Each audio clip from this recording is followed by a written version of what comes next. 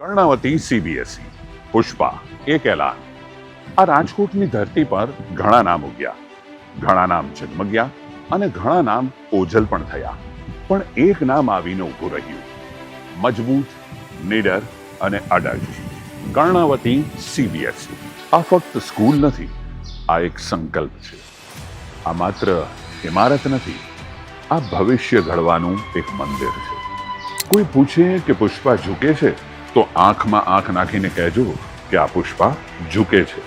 ભલે ઝૂકવું એની ફિતરત નથી અને તૂટવું એની કિસ્મત પણ નથી. આ સીબીએસઈની દુનિયામાં ફોલો તો ઘણા કરે છે, પણ લીડર માત્ર એક જ હોય છે, જે સ્ટાન્ડર્ડ સેટ કરે, જે દિશા નક્કી કરે, જે બાળકોને ફક્ત માર્કશીટ નહીં પણ આત્મવિશ્વાસની ઓળખ આપે.